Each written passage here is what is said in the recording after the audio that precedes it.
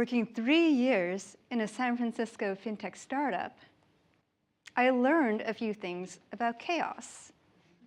I worked at Ripple, a leading technology company in blockchain-based payment solutions and crypto assets. As Deputy General Counsel there, I've seen where chaos can open up exciting possibilities. I've also seen where chaos can thwart opportunities. And I came to understand the opposite of chaos, our very human ability to assign meaning and significance to things. I'd like to share with you today a few different experiences I've had at the boundary between chaos and clarity. So let's start with one thing that I'm sure lacks clarity. What is fintech? It captures a lot, and we could spend ages here just skimming the surface. So let's focus on just one aspect today, payments fintech. And let's break that down. In the context of payments, there are really only two types of fintech innovation going on. One type is where you have a new interface for initiating a payment. This solves for what I like to call the pizza pie dilemma. So think back to when you were in college or whenever you had roommates. You order a pizza. It's a communal thing that everyone shares, so everyone should chip in. But there's always one person who only has a $50 bill on them and no change. Or everyone has 20s, so you have a pile of $100 for a pie that costs 10. And you have to figure out how to deal with all that before the pizza arrives. So the fintech innovation here is an alternative to the chaos of that pile of cash. What's new here is the ability to initiate a payment from, say, your phone. The payment itself might flow through your credit card or your debit card, some existing payment method. So that back-end process, your debit card or your credit card, that payment method is nothing new.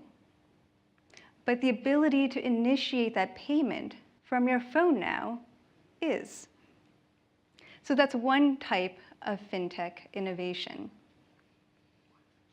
The other category of fintech innovation in payments is where you have a whole new payment method. A new way for money to move that's different from anything we've seen before.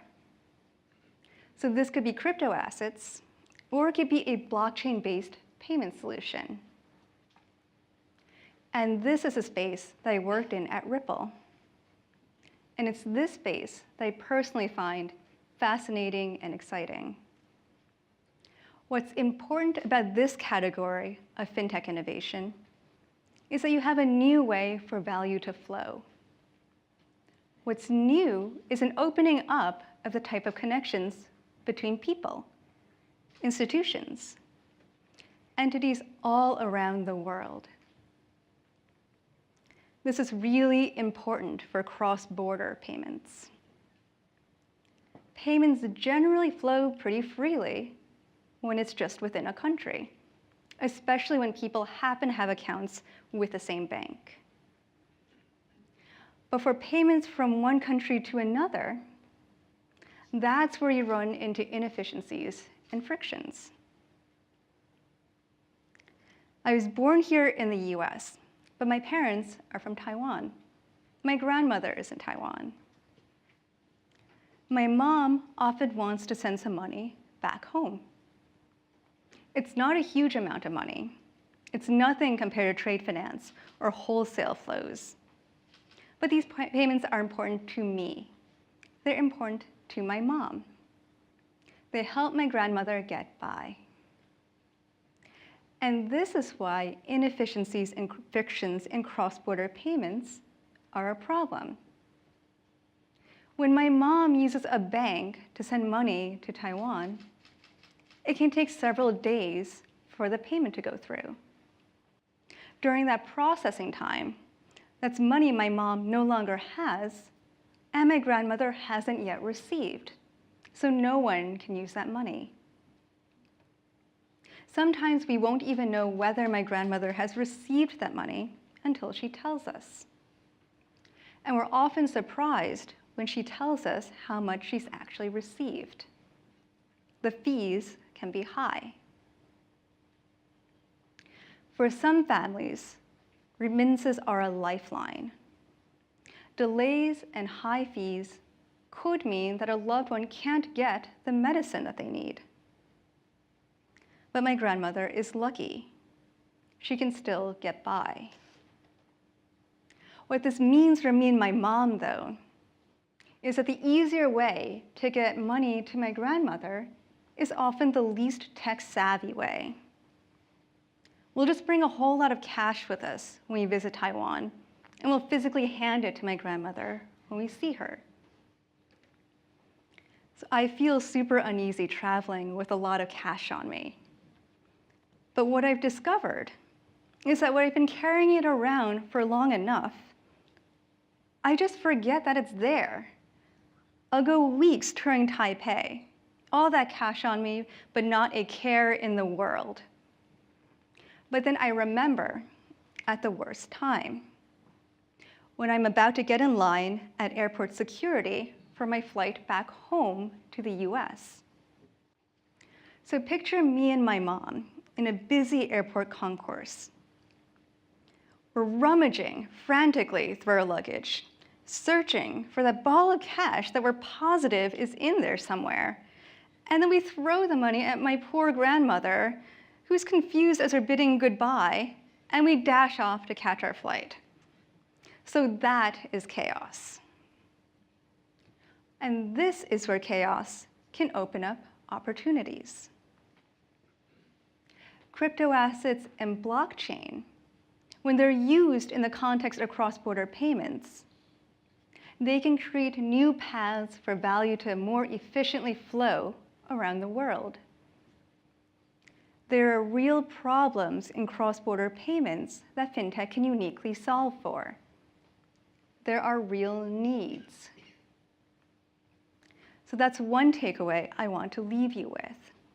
The promise of fintech is real.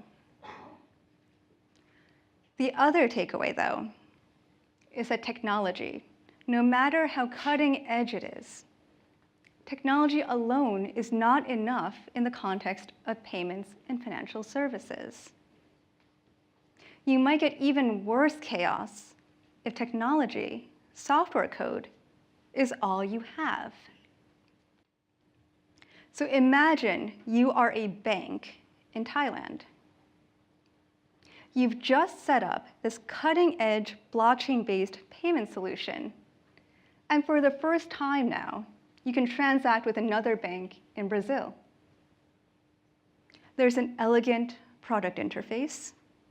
You can see that the Brazilian bank has just initiated a multi-million-dollar payment to you. And now, with this technology, you can get that money in just seconds. So you see from the interface that the payment is in process. There's a spinny wheel icon going, so you wait.